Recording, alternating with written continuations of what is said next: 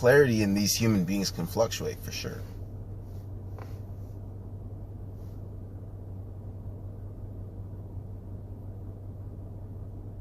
But even that is a subtle attachment. I want to stay clear. And then you get that got it, lost it phenomenon. You say, oh, one day I really saw the truth and then I lost it. It's like, no, you didn't. You are the truth. And you knew that when you saw it. When you, quote, when you, on the personal level, saw it, you saw that the truth was, I could never lose this. That's the thing that you saw. I can't lose it. I can't get rid of it because it's who I am.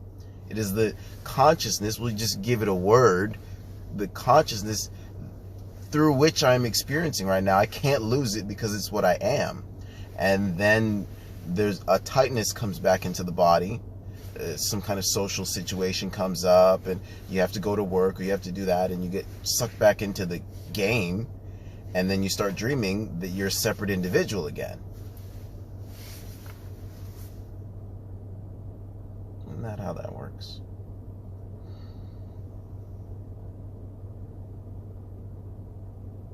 And then you think that you lost it.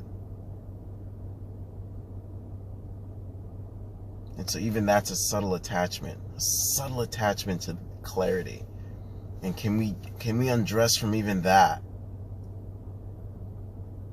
Can we be totally naked at this moment, totally available to what is as it is, totally available to experience it fresh and new?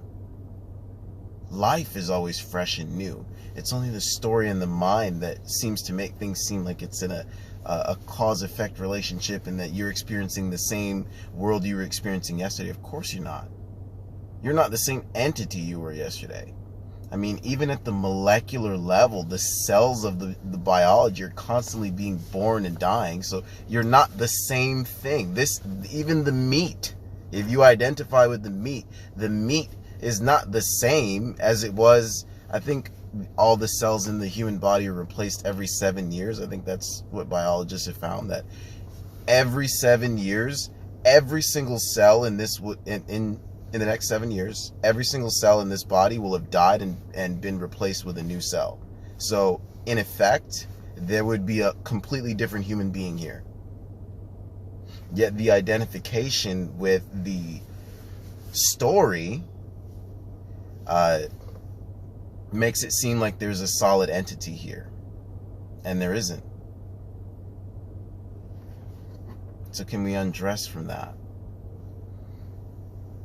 We go, no, that can't be it either. And so I'm explaining these things to the mind. That's the reason I brought up a little bit of biology there. It was these things. These things can go into the mind and perhaps dislodge some of the beliefs about being a separate individual. But ultimately, this does happen at an energetic level. The body's awaken and go, oh, there isn't anything to hold on to. There really isn't anything to hold on to. And there's no reason to hold on, because here it is. It's not going anywhere. It can't be lost. So there's nothing, there really isn't anything to hold on to.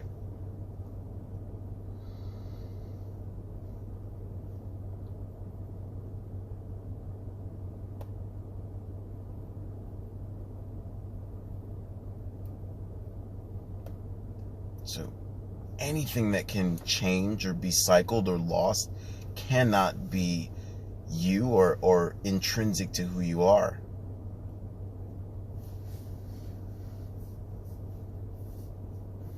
We have to go deeper. We have to go so deep that we don't even have words to describe what it is that's left when we are no longer holding on to anything, any discrete object. It's impossible to describe what's left, because what's left is everything. It's strange. Everything changes and nothing changes at all. Through realization.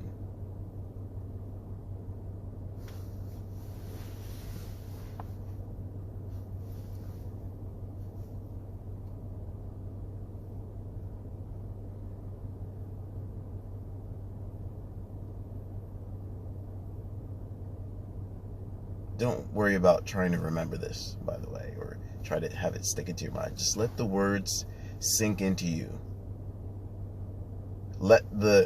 Listen to the place that these words are coming from. That's what you resonate with. Not necessarily the words, but the energy, the awareness from which these words are coming from is where we connect, is where we meet. You don't have to agree with the words. I know I'm saying shit that may contradict itself in another video or something like that. I'm certain I'll do that at some point. So forget about that and let the energy sink in. And what I'm sharing with you is really the energy of release.